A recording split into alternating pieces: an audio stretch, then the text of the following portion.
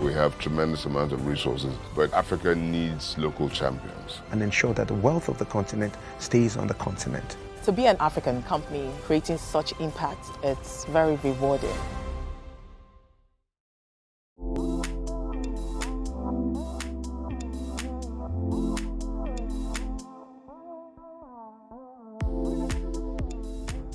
Welcome to Connecting Africa. I'm Eleni Jokas. This month, we are delving into the healthcare sector, specifically the pharmaceutical industry. Since the COVID pandemic, Africa is on a renewed effort to become more self-sufficient in vaccine production. It currently only develops, produces, and supplies less than 1% of its vaccine needs. In 2021, the African Union set a goal for the continent to manufacture 60% of all its vaccines by 2040, with interim goals for 10% this year and 30% by 2030. We are making huge progress. We know that we have almost around 25 manufacturers. In the next 2 years, we are expecting to have 8 vaccines that can be manufactured in Africa. This market is almost around $50 billion, but that will increase to around $250 billion by 2030 or 2040. That can provide more than 16 million jobs. I think this is a very exciting agenda. In Senegal, Institut Pasteur de Dakar has been at the forefront of vaccine production and development on the continent. Last year, it celebrated its 100th anniversary, and our Africa correspondent Victoria Rubadiri has gone there to see how it plans to boost vaccine supplies. For more than 100 years, it's been a trailblazer on the continent. Founded in January 1924, the Institut Pasteur de Dakar discovered the yellow fever virus in 1927. A decade later, in 1937, it developed a yellow fever vaccine, saving many lives, and it's been manufacturing it in Dakar ever since. Institut Pasteur de Dakar is one of the oldest manufacturers in Africa. We've been making for the last 9 decades vaccine manufacturing in Africa. And we are a biomedical research institute, with the mission is really to accelerate access to health. To achieve that goal, it has just built, in conjunction with the MasterCard Foundation, a brand new facility, the Manufacturing in Africa for Disease and Immunization and Building Autonomy, or MADIBA for short. L'objectif aujourd'hui de Madiba est de servir le marché. The goal today of Madiba is to serve the African market because the production capabilities remain limited and the need in Africa is so immense. When we are in full production on this site, we will have a capacity of 300 million doses. It's all being done with the aim of reaching Africa's goal of making 60% of the continent's vaccine needs by 2040. Africa every year is hit by 120 epidemics. The large majority of those do not have vaccine. So making those vaccines is important to address that market because the big pharma is not interested. There is 2 vaccines on which we're going to be focusing right now. One is measles rubella because it's a huge need in the continent. We're talking about Lassa fever, which is going to be in West Africa, one of the deadliest viruses, but still not vaccine available. So we have built partnership and coalition to address those. At its research and development facility, scientists are also working to find solutions to a range of other diseases and the goal of vaccine self-sufficiency. COVID really showed us that we need to have some self-reliance, and it comes with targeting diseases that are of local interest. So what we do here is that we develop processes. Some of our vaccine candidates are developed here in-house and are carried through to preclinical and clinical trials up to manufacturing. Through its research, disease detection, and manufacturing work, the Institut Pasteur de Dakar says it has been working with more than 40 countries across the continent. The Institute vision is really an African one. Today, if we talk about the capacity that we built, $300 million, this is way beyond the need of Senegal. So from the beginning, we have been trying to fill gaps to make sure that we address the African markets. With the Africa Continental Free Trade Agreement in play now, what trade opportunities, future trade opportunities, are you looking forward to? One of the very important aspects to make vaccine cheaper and easily actually accessible is really through the supply chain. And when we talk about supply chain, that's where the African free trade is extremely important, because it helps us lower barrier for customs, it helps us get funding to pay for those vaccines, and it helps us move the continental agenda, because if we can do better business between countries, between regions, and make sure there is an enabling environment from the trade perspective, then this market becomes very important. The African market, in terms of health, is growing. Today, it's considered 1.5 billion for vaccine. It's going to grow up to 5.6 billion in the coming years, next 5 years. So this is a very good market, meaning that if we have manufacturers that can seize that, that's really important. So it's very important that we have this end-to-end manufacturing, because if we can have end-to-end manufacturing, end-to-end development, this is the basis to be self-reliant. And this is the basis to have this market being extremely vibrant and dynamic. And that's what the African free trade market is about. When we come back, we go to South Africa, where new technology is leading to new vaccine discoveries.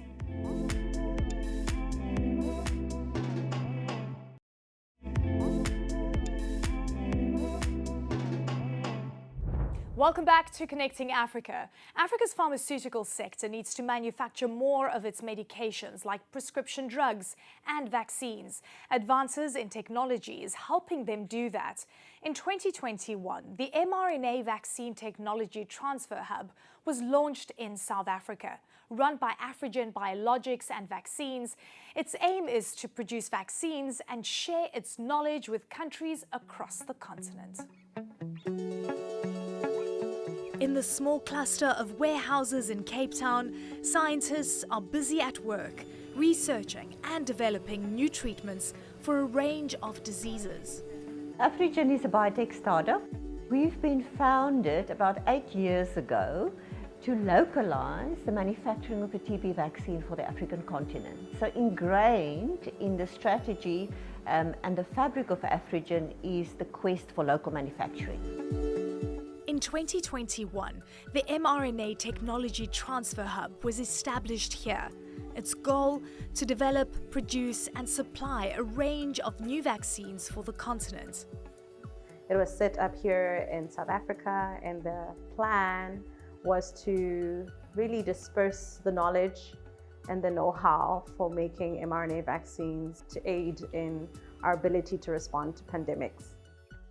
Vaccines to fight diseases have been around for over 2 centuries, with the smallpox vaccine developed in 1796.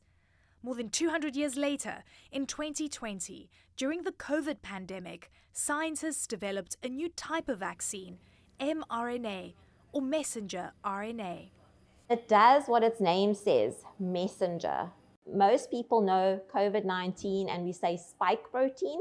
With mRNA and the COVID-19 vaccine, we gave the message that says, make the spike protein of the coronavirus. And so it trains your body what to do when it sees a spike protein, and then when you get exposed to it, your body will naturally be able to respond. This mRNA technology could help the scientists in their quest to become more self-sufficient in vaccine production on the continent. We are a continent, high burden of disease, but not the ability to manufacture our products. And that is changing rapidly. In the pandemic and when vaccination started in 2021, this continent couldn't access vaccines because where vaccines are manufactured matters. It was access, and there was just not enough. And this program was actually born, this mRNA program, to create pandemic preparedness, but also to give access to the ability to manufacture vaccines. The mRNA Technology Transfer Hub is currently training other scientists from Egypt, Senegal, Kenya, Nigeria and Tunisia. What that means is we transfer all of the knowledge, documentation, procedures, know-how, and we train those partners to be able to make mRNA vaccines. African scientists are conducting research that should lead to the manufacture of a range of vaccines to treat diseases that are prevalent across the continent. So we have prioritized specific disease targets. HIV, it's 30 years, we still don't have a vaccine. It's a priority, a difficult one. Tuberculosis, again, there is a vaccine now in development from GlaxoSmithKline, but we need vaccines for TB. So TB is a priority. RSV is a respiratory viral disease, leading cause of death in babies 0 to 5 years old, an unmet need. Rift Valley fever is a zoonotic disease. So this is potentially a pathogen that can cause a pandemic. And for Africa, West Africa, high priority because it is a fatal disease. And the long-term goal for Afrigen and the wider pharmaceutical sector is to play its part in the industrialization of Africa. My vision is that the sector will not only contribute to local production of medicines, the sector will be a key job creator, a key component of industrialization and wealth creation on the continent. If we do not address poverty issues, and if we do not address a workforce and no job situations in a continent that has the youngest population in the world, we will be a desolated land. And I see the pharmaceutical sector as one of the leading sectors that will contribute to industrialization and socio-economic development of this continent. When we come back, we go to Kenya to visit one of the largest manufacturers of medical devices on the continent.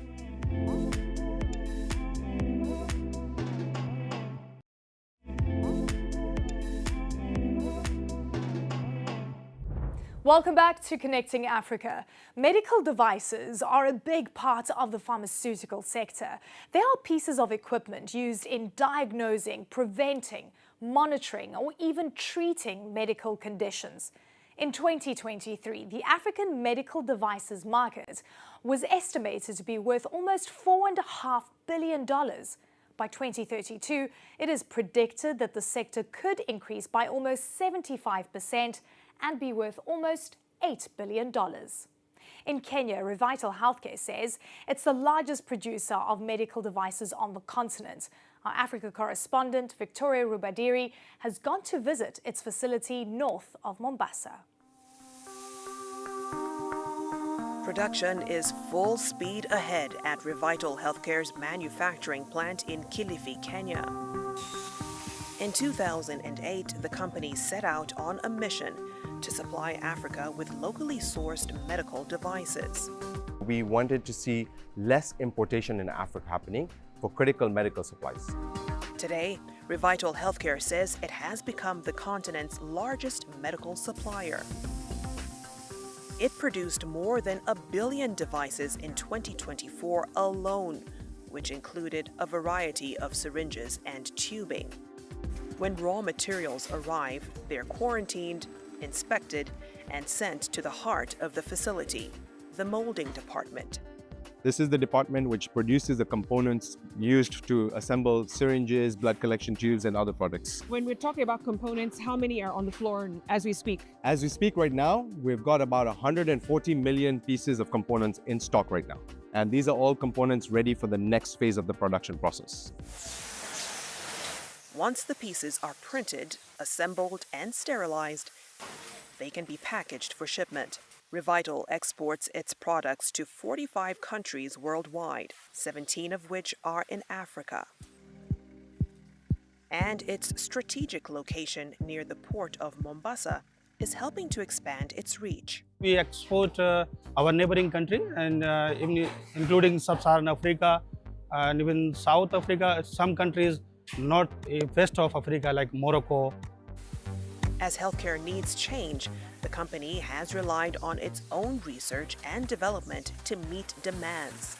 This is our newly advanced, in-house developed 0.5 early activation auto-disable syringe. Auto-disable means that when this syringe is used, it cannot be reused again. This auto-disabled syringe is designed to prevent them from being used a second time, a problem within the continent that's often led to infection and the spread of diseases due to contaminated needles. So it goes all the way down, okay. And then if I try again, it won't. should not allow me to. It shouldn't by any chance. Okay. Yeah, there we are. So it's The plunger is broken. All right. Yeah. And you cannot reuse it again. You cannot reuse. You just have to dispose it after that. Okay. Yeah. Wow. Yeah. So innovated right here in Kenya. Yes. Incredible. Right here at Revital. With its innovative success, Revital has big expansion plans. Last May, it opened a rapid test kit production facility, which has the capacity to produce 20 million kits a month, which can screen for HIV, malaria, hepatitis, and syphilis. With a look ahead to its other exciting projects, I sat down with Ronik Vora, the Director of Sales and Marketing. Over 70% of medical devices, vaccines, pharmaceuticals are currently being imported into Africa from outside of Africa. And when we set up this factory in 2008, we had one vision in mind. We wanted to ensure that we stopped importing critical supplies, critical medical devices. When we started this factory, we had 6 molding machines, only 60 people working in Revital Healthcare. Today, we have over 60 molding machines, over 600 people working in Revital Healthcare, and with a growing capacity of 2.2 billion medical devices per year. When you look at your expansion plans, what challenges exist, especially when it comes to trading across different borders? One of the biggest challenges, and I can attest to this with all the other manufacturers on the continent, when we want to sell our products to Tanzania, we have to register every single product, which means if I have 55 medical devices, I have to pay a fee for every single product. That's Tanzania. Same thing in Uganda, Ethiopia, Malawi. We've got 55 countries. We don't have an X amount of money, supplies to now pay for registrations. The demand is today, the emergencies are today. We cannot wait for this. But a way to go about this is have a unified certification body. But if you're a local manufacturer in Africa, you only pay for one registration. This continent has potential. Yes, we have the best mangoes, the best avocados, best avocado agriculture products, mining. But did you know that this continent can also thrive when it comes to healthcare space as well? When we come back, we look at how genomics and precision medicine could change the face of healthcare on the continent.